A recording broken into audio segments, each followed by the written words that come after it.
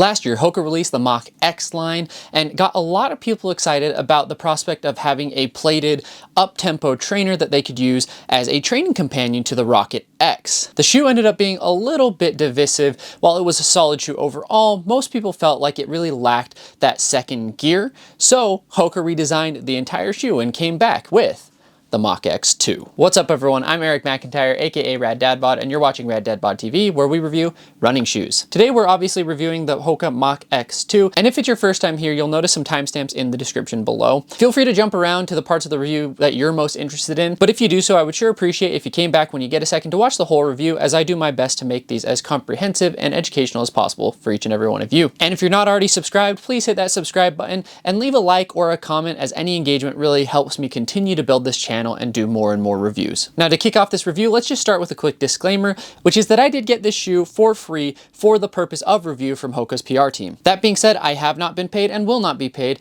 nor was I asked to make any specific content. No one gets to watch the video beforehand, and all thoughts are entirely my own. With that out of the way, let's talk about the intended use of the shoe. This is a plated lightweight trainer, so for the most part, this shoe is made to go fast. Many have dubbed this category kind of like the super trainer category, and oftentimes it's meant to be used as a training companion to handle some of the bulk miles of marathon training or just faster work overall.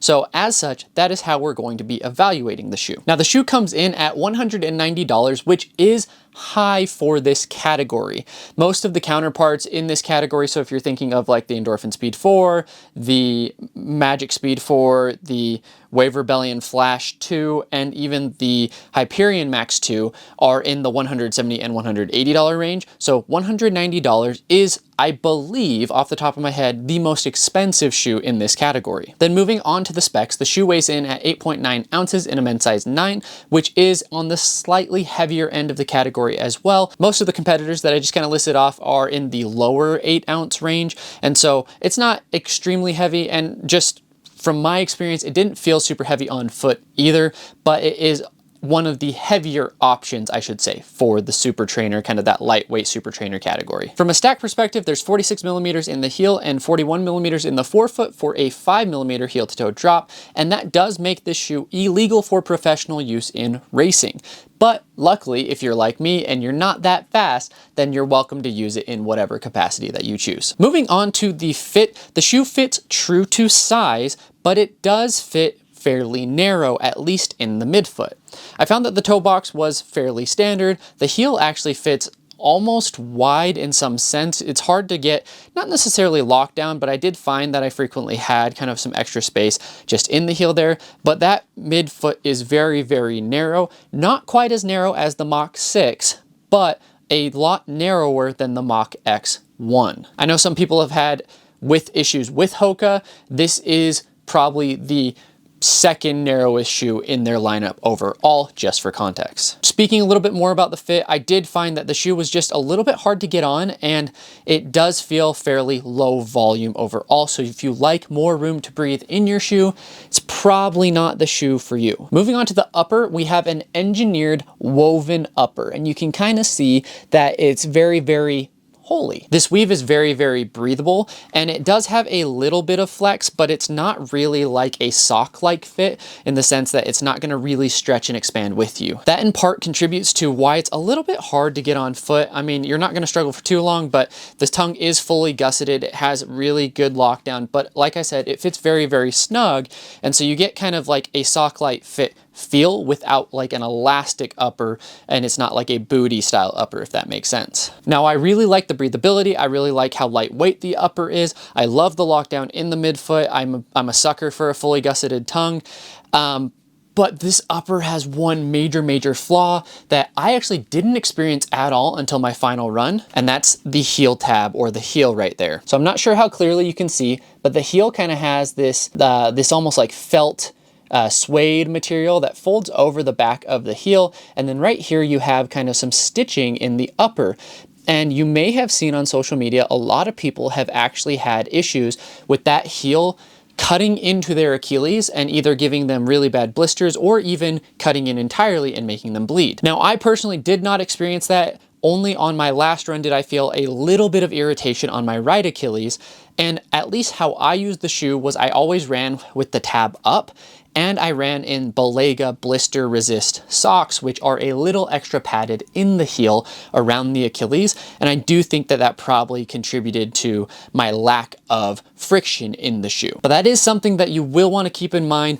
Just make sure you are checking what the return policies of the stores you're buying from are around this shoe, because I have heard of a lot of people having to return it because of that heel. Now, I'm part of a group of shoe reviewers who have all tried out this shoe, and I seem to be the only one who didn't have issues with the heel, and that definitely affects my perception of the shoe, because I'll get to it later on different aspects of the shoe, but I very much enjoyed this shoe, while a lot of others have been just hesitant to put more miles on it because obviously they're getting hurt and having to really kind of seek out like alternative methods to be able to wear the shoe, whether it's, you know, using band-aids or using moleskin, things along those lines. I've even seen some people put some duct tape over the shoe, which obviously you shouldn't have to do that to wear a shoe that you're paying almost $200 for. Now, moving to the midsole, this is where I feel like Hoka made massive improvements, and I don't think it's just with materials used, because the Mach X one had a PEBA top layer and an EVA carrier on the bottom, which is the same setup here. So it's called a chassis or a chassis. I can't remember what the proper pronunciation is, but essentially you have this EVA, this yellow foam is a supercritical EVA. Then you have a pebax, like a plastic plate that's sandwiched between that, and a PEBA or a supercritical, just really hyper responsive racing foam on that top layer to give you kind of that bounce and that propulsion. Now, again, that was the same setup in the Mach X1 from a pure foam and plate material standpoint.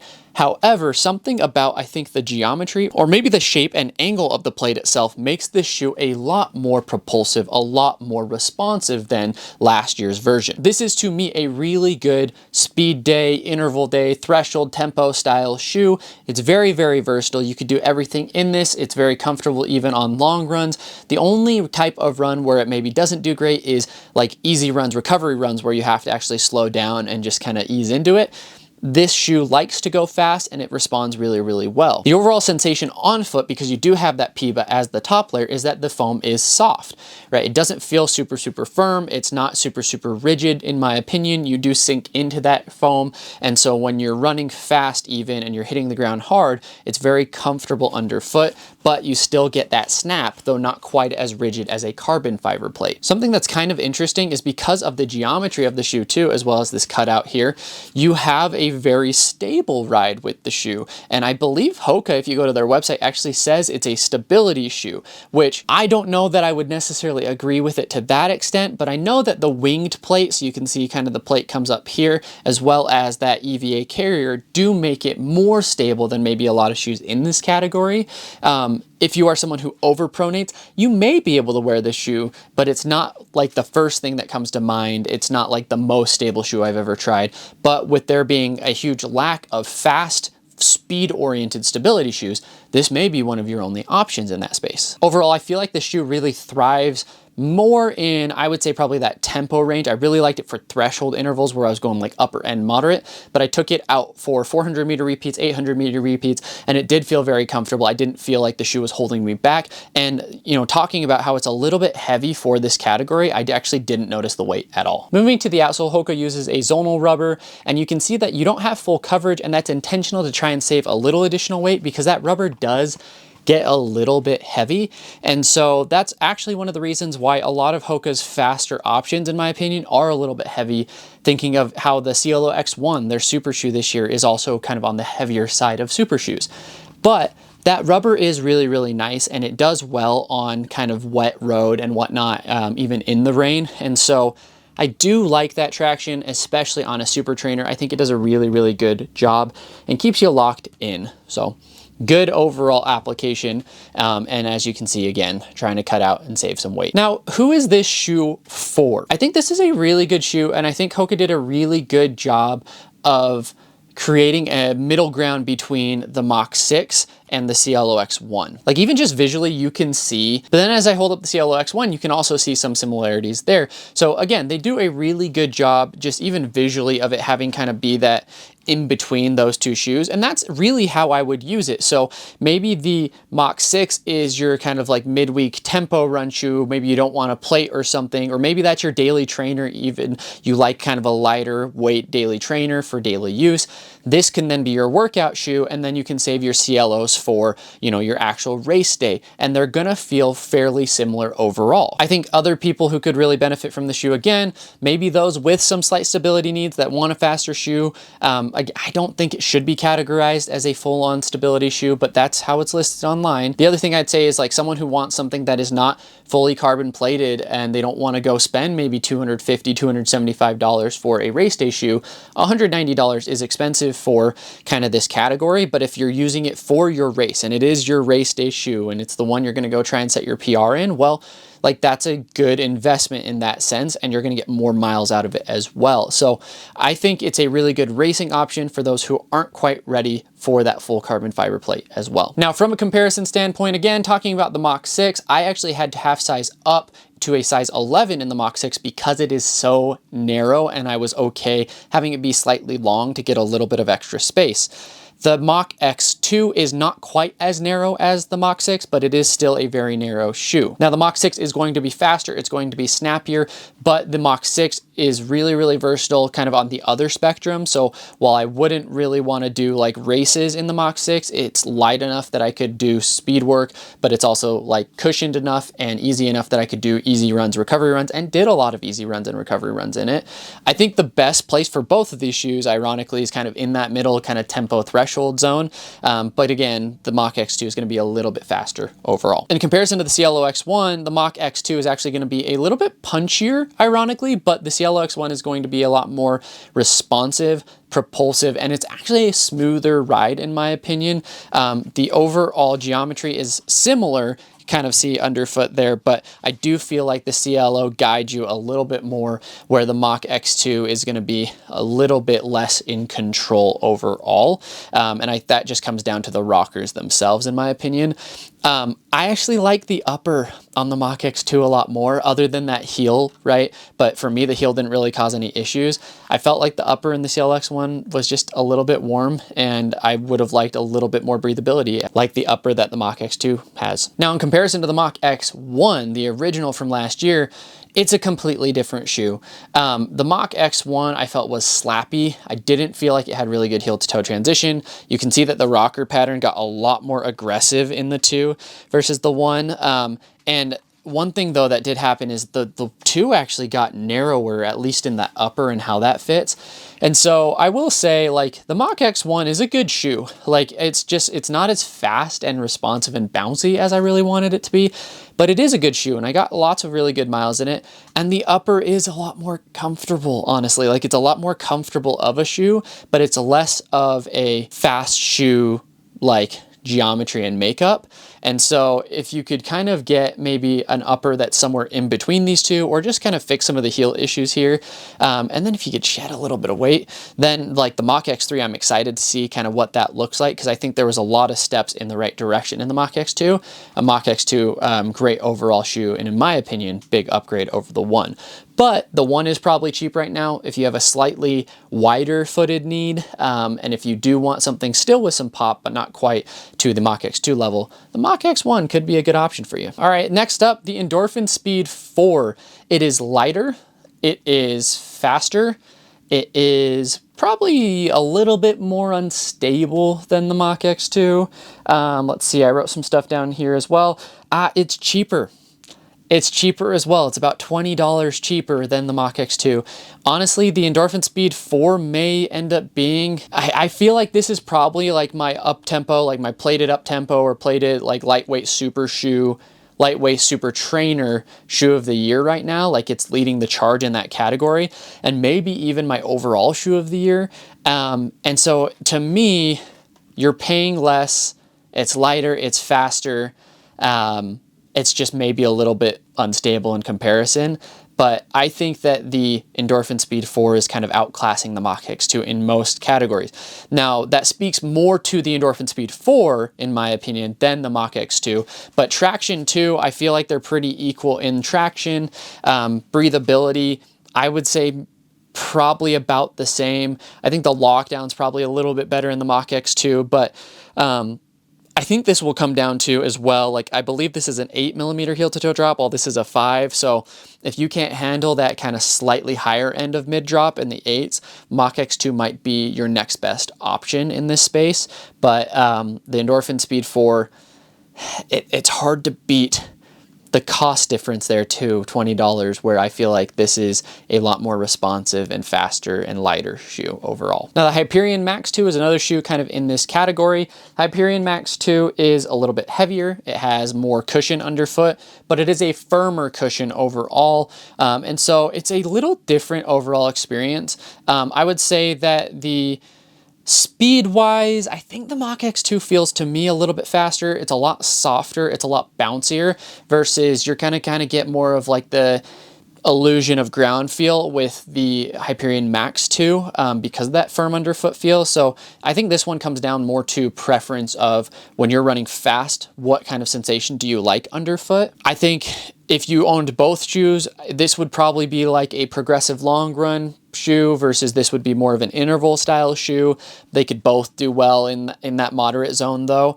But as far as kind of other factors at play here, Brooks, I believe this is a 6mm heel to toe drop. This one's a 5. And then I find the upper of the Hyperion Max 2 to be one of my favorite uppers of the year.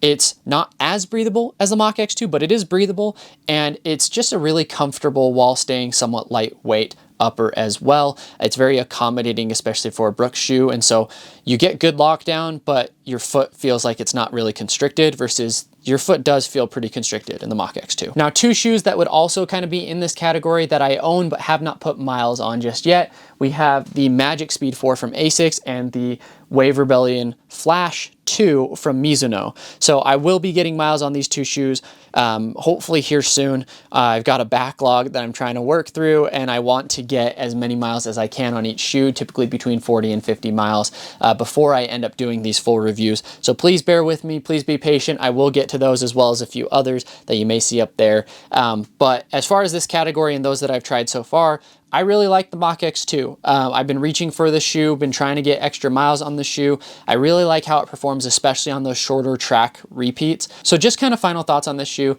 I don't feel like the weight is representative of how it actually feels on foot.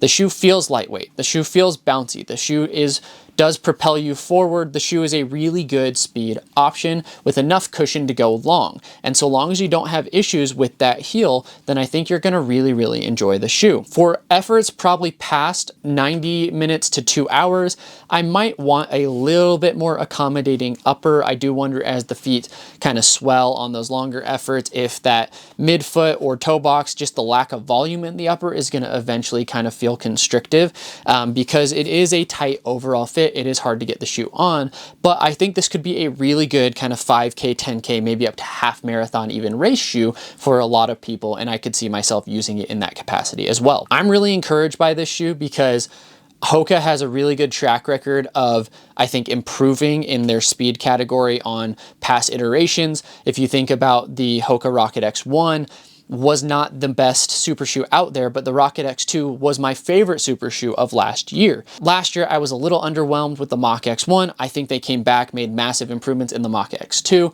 This year, I didn't love the Cielo X1. I liked it actually for kind of that max cushion super trainer category, but as a super shoe, I felt like it was too heavy. And I've already kind of seen some mock-ups of the potential Cielo X 1.2, and it's looking a lot sleeker. It's looking a lot more race-like. So Hoka really does seem to take feedback well and improve on the aspects of their performance models. So I can't wait to see what the Mach X3, assuming one is coming out in 2025, I'm actually not sure yet, but I'm excited to see what that may look like for us, as well as other performance models for the brand, what that may look like as well. So overall, I liked the shoe quite a bit, enjoyed the miles, wish I could get more miles right now, but I've got to move on to test some more. Big thing though, at the end of the day, They've got to fix the heel. If they don't fix the heel, it's not going to work for most people. It's not realistic for people to have blister resist socks to not get cut up.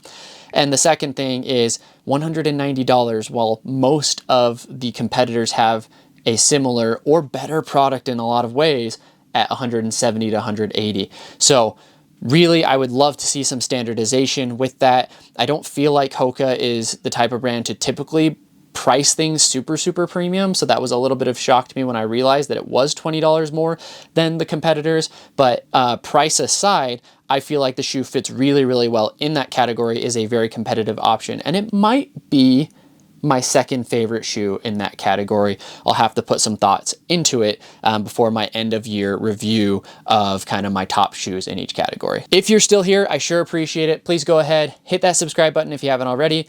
Leave a like and a comment. Let me know what I can be doing better. Now, as always, I'll leave you with a question, which is, what is your favorite lightweight super trainer of 2024? Is it the Hoka Mach X2 or some other shoe in the category? Let me know down below. Thanks, everybody.